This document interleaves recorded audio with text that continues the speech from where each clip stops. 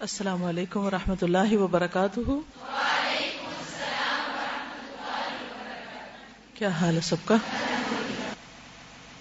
چلیے کل کے سبق کو تھوڑا سا دہراتے ہیں اور اس کے بعد ہم آگے چلیں گے۔ نحمدہ ونصلی علی رسولہ الکریم، اما بعد فاعوذ باللہ من الشیطان الرجیم، بسم اللہ الرحمن الرحیم۔ رب اشرح لی صدری ویسر لی امری واحلل عقدۃ من لسانی یفقہوا قولی۔ غزوہ احد کے بعد کون کون سے سریات اور واقعات یا اہم واقعات نبی صلی اللہ علیہ وسلم کی زندگی میں پیش آئے؟ سب سے پہلے سریہ ابو سلمہ۔ ابو سلمہ کون تھے؟ مہاجر تھے یا انصاری؟ مہاجر تھے۔ آپ کے کیا تھے رشتہ دار؟ کیا لگتے تھے آپ کے؟ رضائی بھائی۔ رضائی کیسے لکھیں گے، حمزہ سے یا عین سے؟ ٹھیک ہے۔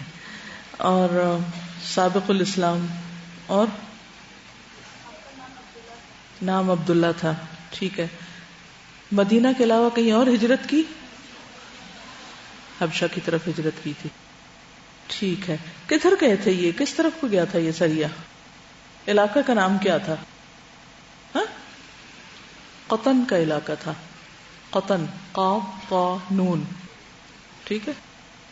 فید کے قریب ایک پہاڑ کا نام ہے، یعنی فید کا علاقہ آپ کہہ سکتے ہیں۔ یہ کوفے کے رستے پر ایک منزل کا نام ہے، کوفہ کی طرف۔ ان کو کیوں بھیجا گیا تھا؟ آپ صلی اللہ علیہ وسلم کو کیا اطلاع ملی تھی کیا ہونے والا ہے؟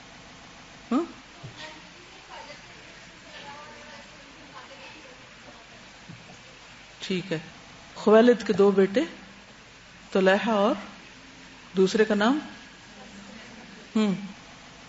جب آپ نوٹس بناتے ہیں نا تو اس میں صرف کی ورڈز لکھ لیا کیجئے، اور دوبارہ گھر جا کے صرف ان کی ورڈز کو دیکھیں گے تو انشاءاللہ آسانی سے یاد ہو جائے گا۔ سلمہ ان کا نام تھا، ٹھیک ہے۔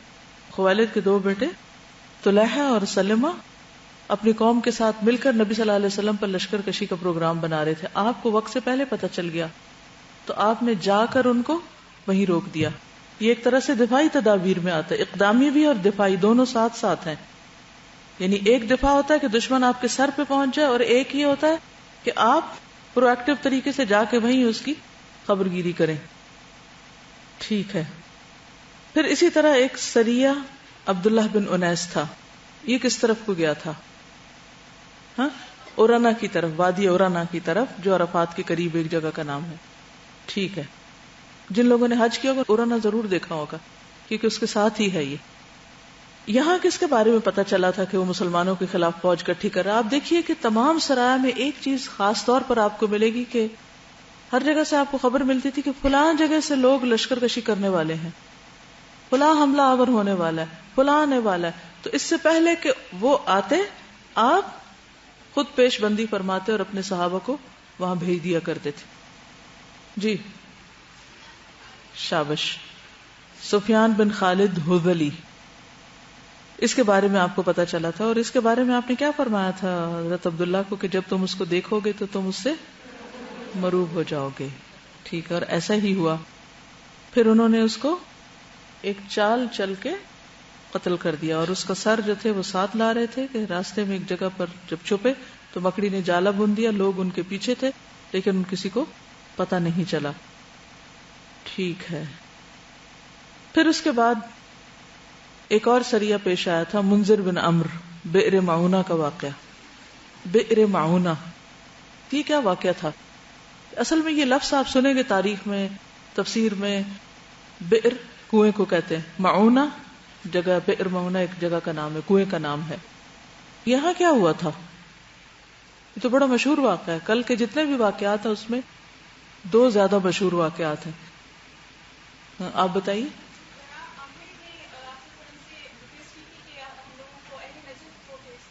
جی، ایک شخص مدینہ آیا آپ صلی اللہ علیہ وسلم سے ملنے کے لیے، اس کا نام تھا عامر بن مالک، ٹھیک ہے۔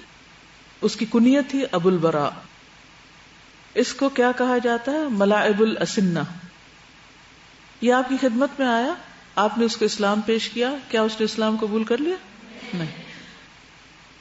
لیکن انکار بھی نہیں کیا، اور ایک ریکویسٹ کی کہ آپ ہمارے ساتھ کچھ لوگوں کو بھیج دیں ہمارے قبیلے کی طرف، وہ وہاں جا کر اسلام کی بات کریں گے تو ہو سکتا ہے اور لوگ مسلمان ہو جائیں۔ تو آپ نے کتنے لوگ بھیجے؟ 70 پیپل، قراء، جو قرآن جانتے تھے اور قرآن پڑھ کر سناتے تھے اور سکھا سکتے تھے۔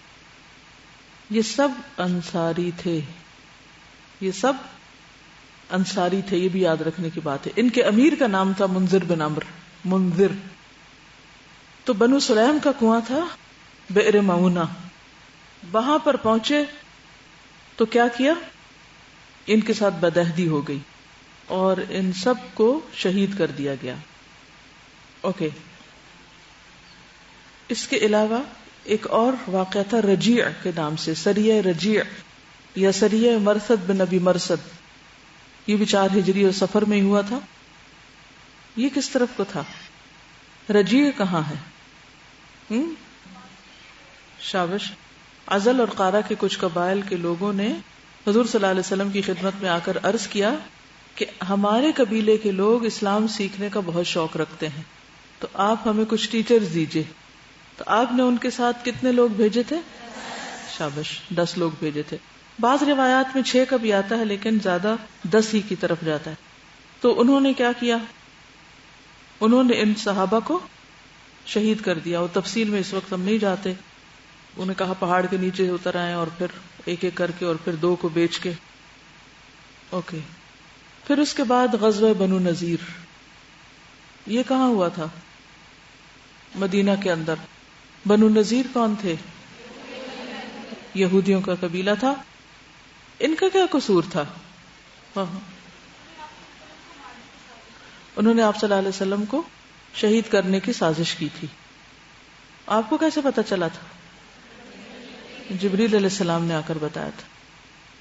تو آپ نے آ کر ان کے قلعوں کا اور ان کے علاقے کا محاصرہ کر لیا۔ کتنے دن تقریباً محاصرہ رہا تھا؟ 15 دن تقریباً۔ اس کے بعد ان کو جلا وطن کیا گیا۔ کیا کچھ لے کے گئے تھے ساتھ؟ سامان، عورتیں، بچے، 600 اونٹوں پہ لاد کے لے گئے تھے۔ 600 اونٹوں پہ۔ کہاں جا کے آباد ہوئے تھے؟ خیبر۔ انشاءاللہ آپ کو یہ خیبر کا قلعہ اور خیبر کا علاقہ بھی دکھائیں گے۔ اس کے علاوہ ان کو کیا لے جانے کی اجازت نہیں تھی؟ اسلحہ۔ ٹھیک ہے۔ غزوہ بدر الاخرى بھی ہوئی تھی، ایک اولا تھی ایک اخرى تھی۔ اس میں کیا ہوا تھا؟ ابو سفیان نے کہا تھا کہ ہم دوبارہ بدر میں آ کے آپ سے لڑائی کریں گے، تو آپ صلی اللہ علیہ وسلم صحابہ کے ساتھ خود وہاں پہنچ گئے۔ کتنے لوگ گئے تھے؟ جی، جنگ ہوئی تھی؟ کون لوٹ گیا تھا؟ ابو سفیان لوٹ گیا تھا۔ مسلمانوں کو کیا فائدہ ہوا تھا؟ تجارت میں فائدہ اٹھا کر آئے تھے۔ ٹھیک ہے۔ ایک اور غزوہ بھی ہوا تھا جس کا نام تھا غزوہ ذات الرقاع۔ اس کی کیا خصوصیت ہے؟ یہ محرم 5 ہجری میں ہوا تھا۔ رقاع کس کو کہتے ہیں؟ چیتھڑے، پٹیاں۔ ایک اور روایت میں تھا کہ رقاع ایک پہاڑ کا نام بھی تھا۔ حیرت کی بات ہے، ہر پہاڑ کا نام، ہم نے تو ساری پہاڑوں کا نام مرگلا پہاڑیاں رکھ دیا ہے۔ ان کے ہاں ہر پہاڑ کا نام ایک طرح سے الگ ہوتا تھا۔ خیر یہ تو سلسلہ ہے، ایک نام بھی ہو سکتا ہے۔ اور دوسرا یہ ہے کہ اس میں جب صحابہ کرام بہت زیادہ چلے تھے اور چلتے چلتے ان کے پاؤں پھٹ گئے، ناخن اتر گئے اور انہیں پٹیاں لپیٹ کے چلنا پڑا۔ اس میں حضرت ابو موسیٰ اشعری کہتے ہیں کہ شدت کا عالم یہ تھا کہ ایک اونٹ پر 6 آدمی باری باری سفر کرتے تھے۔ پیدل چلنے کی وجہ سے ہمارے قدم زخمی ہو گئے۔ میرے قدم اس قدر زخمی ہو گئے تھے کہ میری انگلیوں کے ناخن بھی جھڑ گئے تھے، پاؤں کی انگلیوں کے ناخن بھی اتر گئے، اور ہم اپنے پاؤں پر پٹیاں باندھ کر گزارا کرتے تھے۔ اس لیے اس غزوہ کو غزوہ ذات الرقاع کہا گیا ہے۔ رقاع کا معنی ہے کپڑے کی پٹیاں۔ ٹھیک۔ پھر اس کے بعد دومت الجندل، یہ ربیع الاول 5 ہجری میں ہوا تھا۔ آپ کو یہ خبر پہنچی تھی کہ دومت الجندل میں ایک بہت بڑا لشکر جمع ہو رہا ہے، مدینہ پہ حملہ کرے گا۔ کتنے لوگوں کو ساتھ لے کر نکلے تھے آپ؟ 1000 کو۔ اور پھر جب کفار کو پتہ چلا تو ان کا لشکر تتر بتر ہو گیا، اور پھر مسلمان جو تھے بخیر و عافیت واپس آ گئے، کوئی لڑائی نہیں ہوئی. اور ان کے بارے میں یہ بھی مشہور تھا دومت الجندل کے لوگوں کے بارے میں کہ یہ راہگیروں کو بہت ستاتے تھے، قوم لوط کی طرح قافلوں کو لوٹتے تھے. آپ صلی اللہ علیہ وسلم رات کو سفر کرتے، دن کو چھپ کر رہتے تھے. جب آپ وہاں پہنچے تو سوائے بھیڑ بکریوں کی کچھ نہ پایا. اس کے بعد ایک اور غزوہ تھا، غزوہ بنی مستلق، میم صاد طا لام قاف مستلق. اس جنگ کا سبب کیا تھا کہ خزاعہ کی ایک شاخ، خزاعہ قبیلے کا نام ہے نا، خزاعی جنہوں نے مکہ کی حرمت پامال کی تھی، ان کی ایک شاخ ہے بنو جذیمہ بن کعب. ان کو بنو مستلق کے سردار حارث بن زرار نے رسول اللہ صلی اللہ علیہ وسلم سے جنگ کرنے کے لیے لشکر جمع کیا. تو رسول اللہ صلی اللہ علیہ وسلم 700 صحابہ کو لے کر نکلے تھے. مریسیع کے کنویں پر کافروں سے مٹ بھیڑ ہوئی، مسلمانوں کو فتح ہوئی. پورا قبیلہ جو تھا مسلمانوں کے قابو میں آ گیا تھا. کیا مرد، کیا عورتیں، کیا اونٹ، کیا بھیڑ بکریاں، سب کچھ پہ مسلمانوں نے قابو پا لیا.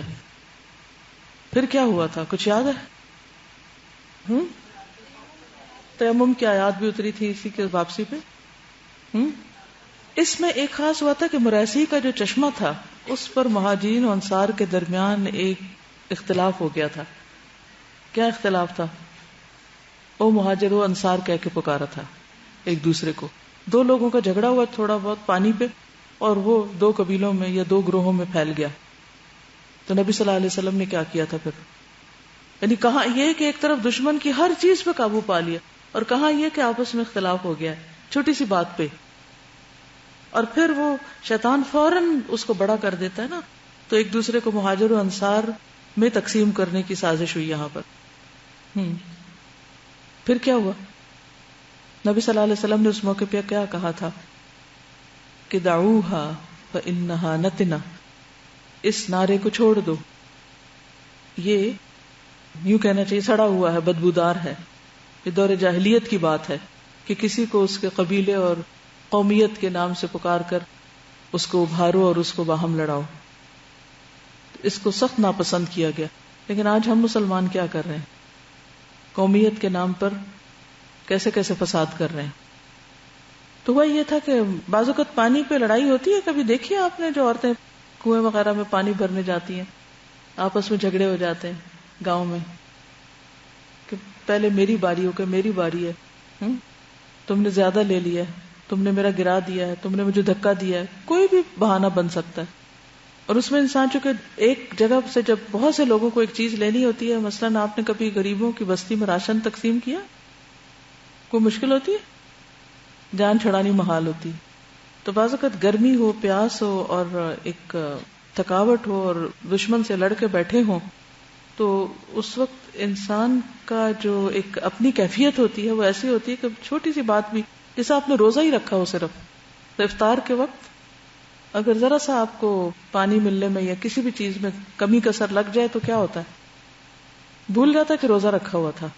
سارا دن امن سے گزارا ہوتا ہے، افطار کے وقت لڑائی کر بیٹھتے ہیں کھانے پینے پہ. تو اسی طرح بہرحال ایک مہاجر نے انصاری کو مارا تو انصاری نے کہا ہے انصار کے لوگوں، تو مہاجر نے کہا ہے مہاجروں. بس اسی پہ آپس میں جھگڑا ہو گیا، دونوں طرف کے لوگ آ گئے.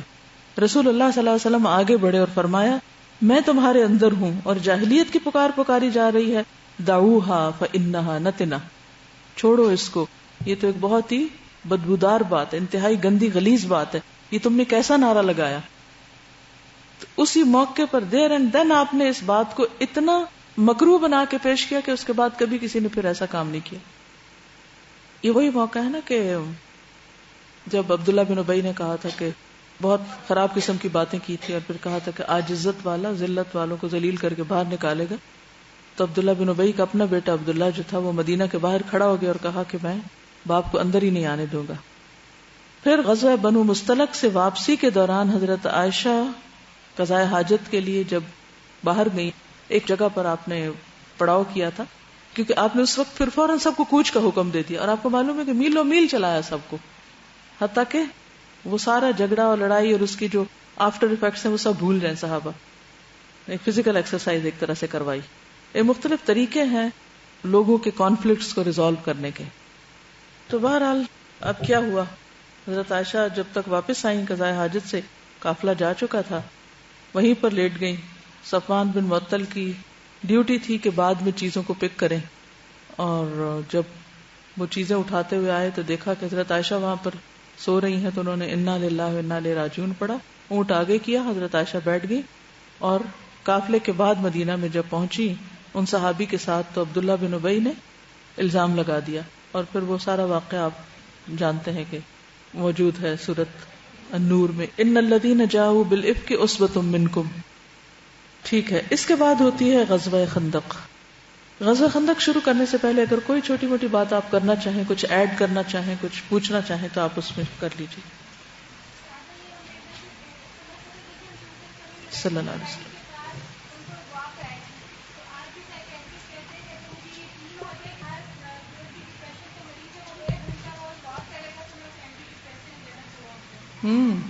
گڈ. یہ کہتی ہے کہ نبی صلی اللہ علیہ وسلم نے اس جھگڑے کے بعد لوگوں کو ایک لمبی واک کرائی تھی اور بہت تیزی کے ساتھ مدینہ کی طرف لے آئے تھے خلاف معمول. یہ کہتی ہے کہ سائیکیٹرسٹ کہتے ہیں کہ اگر ڈپریشن کے مریض روزانہ 1 گھنٹہ واک کرنا شروع کر دیں تو ان کی دوائیاں ختم ہو جائیں. ایک حقیقت ہے کہ انسان جب واک کرتا ہے، چلتا ہے، تو ایسے ہارمونز ریلیز ہوتے ہیں، ہیپی ہارمونز جو کہہ سکتے ہیں. ایکسرسائز کے بعد کوئی بھی ایکسرسائز آپ کریں، ناٹ اونلی واکنگ، کچھ بھی کریں تو اس کے بعد آپ کی کیفیت بدلے گی اور اس سے آپ بہتر محسوس کریں گے. تو جب بچے لڑ رہے ہوں گھر میں تو کیا کرنا چاہیے؟ واک پہ لے جائیں. رو رہے ہوں، چیخ رہے ہوں، ایک دوسرے کے ساتھ کھینچا تانی کر رہے ہوں، نوچ رہے ہوں ایک دوسرے کے بال، تو پھر ان کو یہ ایک طرح سے انڈیکیشن ہے کہ اس وقت ان کو کھلی فضا چاہیے.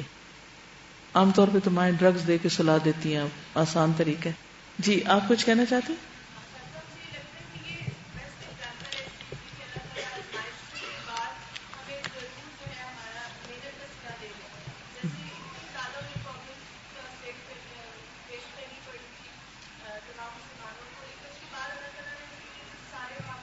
جی میں کل بھی پڑھا تھا، آج پھر سے میں نے سارے یہ جو سریات ہے دوبارہ سیٹ اسٹریچ پھر آنے سے پہلے پڑھے. میں یہ ہوتا نا کہ مائکرو لیول دونوں طرح سے چھوٹے بڑے ڈیٹیلز پڑھی، پھر بڑے حصے، پھر اوور آل پکچر میں دیکھ رہی تھی کہ پورے مدنی دور کے اندر غزوہ بدر سے پہلے کیا کیا ہوا، پھر غزوہ بدر اور اس کے بعد احد تک، پھر احد کے بعد کیا ہوا. کہیں مجھے تو چین نظر ہی نہیں آتا کہ آرام سے بیٹھے ہو. اس کے ساتھ ساتھ تعلیم کا کام ہو رہا ہے.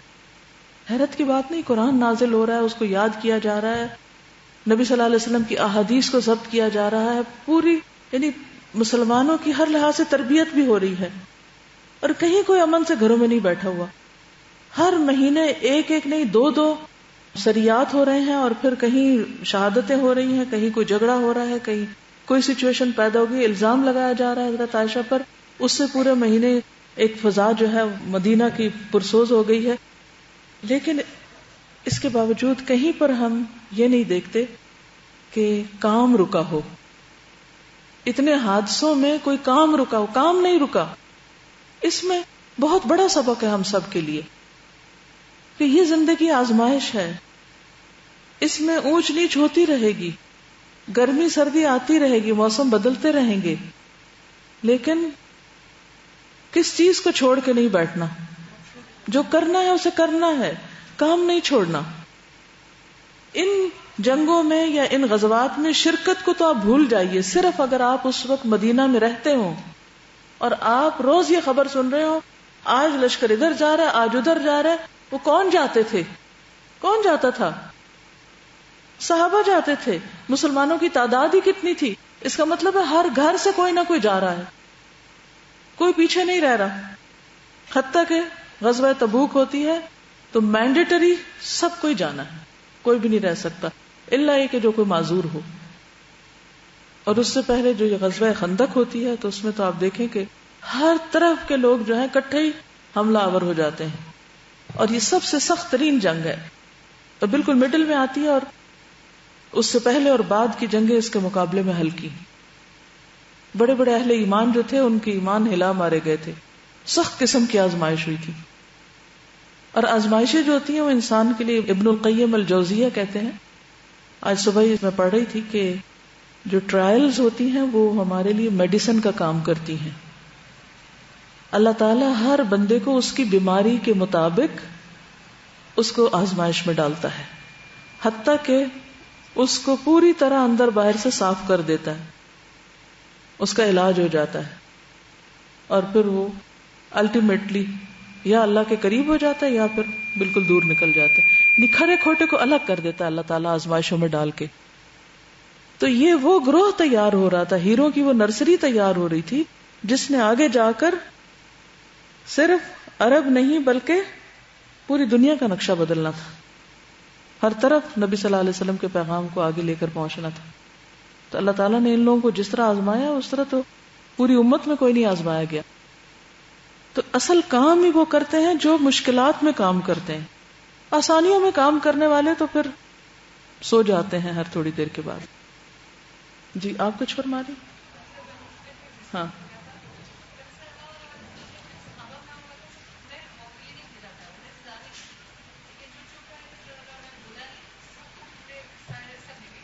کیونکہ ہوتا پتہ کیا ہے، جب کوئی کانفلکٹ ہو جاتا ہے، کوئی جھگڑا ہو جاتا ہے، پھر بعد میں لوگ چے میں گوئیں شروع کر دیتے. اس نے یہ کہا، اس نے وہ، غیبت کا ایک لامتناہی دور کھل جاتا ہے اور بلا وجہ کے تبصرے. آج ہمارے ملک میں کیا ہو رہا ہے، کوئی حادثہ ہوتا ہے، کچھ ہوتا ہے، اس کے بعد ٹیلی ویژن پر، گھروں میں، ہر جگہ، کونوں قدروں میں، بازاروں میں، سڑکوں پہ، ہر جگہ لوگ بچہ صرف کیا کر رہا ہوتا ہے، اس کے بعد صرف تبصرے. کیا سارائیاں.